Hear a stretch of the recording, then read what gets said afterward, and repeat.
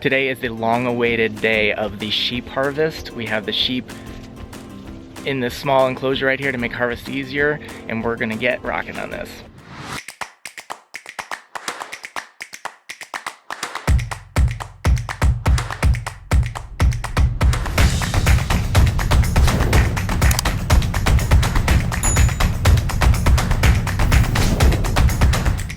Along for the ride today is this guy.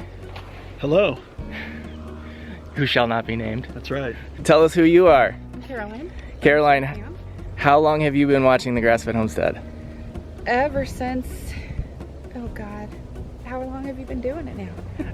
I think you were probably within my first 100 or 2 viewers. I think so. I remember getting comments from you. Yep. Caroline messaged me and asked if she can come up with a friend to check out the sheep harvest, so she's here to learn about that experience.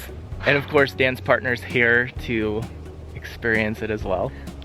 I'm watching. Are you excited? Yes, I am. All right.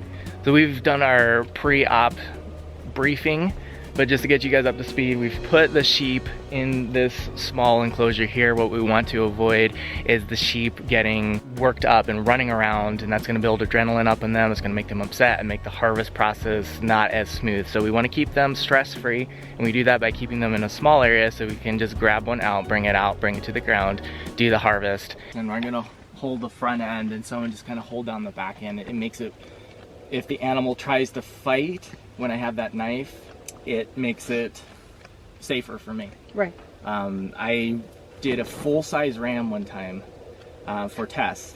I still have the scar on my hand from this experience. It was a full-size ram, and I came in, I had the knife out, and as soon as I grabbed him, I went to do it, and he thrashed, and the knife went boom. Okay. And I had 6 stitches in the back of my hand. Let's start with the little one. Yeah, so, well, it's whatever one we get out. Okay. Like, ideally, yeah, right? But, like, you get whichever one you can get. Okay.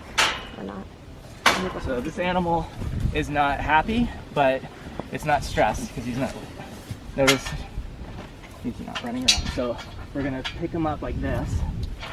I don't know how to do that. Okay. Okay, so just want him on his back.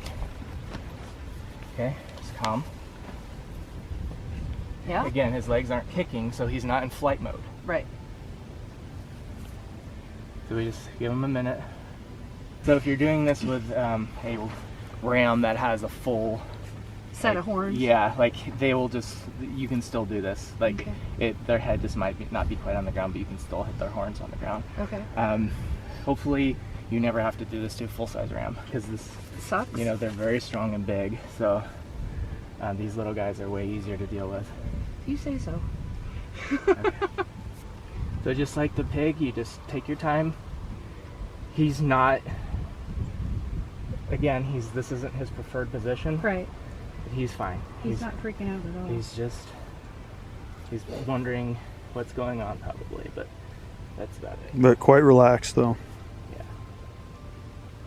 And if I did my knife sharpening well enough, this will be very quick. If I did not sharpen well, this will not be as good of an experience. So I can't stress enough the sharpness of the knife, the importance here if you're doing it this way.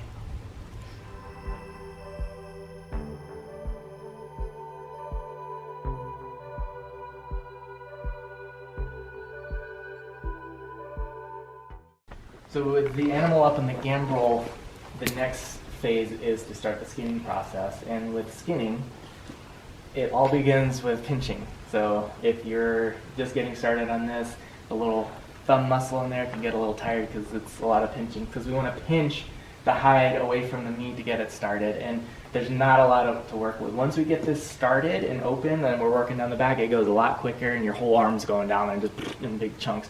But to start it, it's a little tedious with the pinching. We want to do what's called like the zipper effect. We're going to open it here and down. Right? So like, just imagine a zipper to all the, and this is where the hide for tanning, how you do that zipper matters.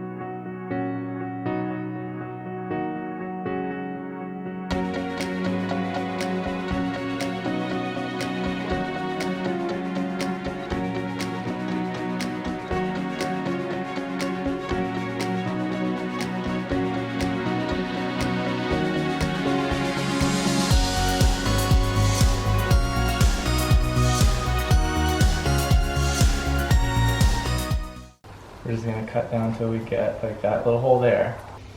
We can take that off. If we go further, we run the danger of piercing intestines, so we don't want to do that.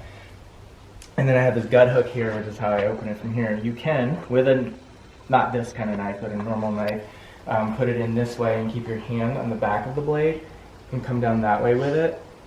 Your hand is going to protect that from the intestines, but I have found this little gut hook for $10 or whatever is amazing, because the blade's right there, it's completely protected, and it just undoes this like a zipper. So you just hook this in here, and let me get on this side so I have the hole, but yeah. Let me switch Got it? sides. Yeah.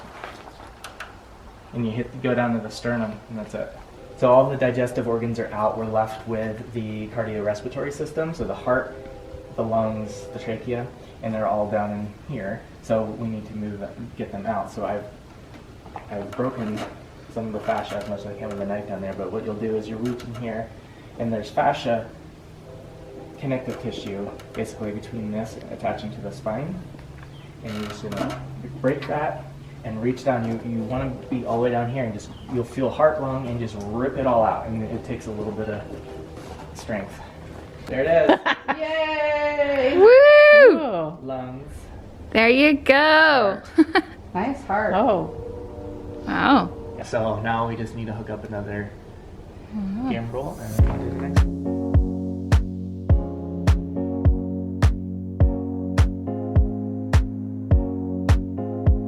Our visitors left just after we got the second limb here hung on the gambrel.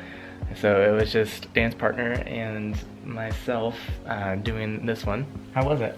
It wasn't as bad as I thought it would be. That was the first animal harvest of any kind you've been to, right? That is correct. Thoughts? I didn't think that I would be able to handle it, but actually it was good for me. It wasn't bad. I didn't throw up or pass out. Right. So how does this make you feel about our food system now and like the food cycle that we're a part of? Part of the reason I wanted to do this experience is because I don't think people appreciate when they go to the grocery store and buy already processed meat what goes into it, and so I'm glad that I know I have an appreciation for the work that goes into it, and if our food supply was to run out, I have more confidence that I wouldn't starve to death. Nice.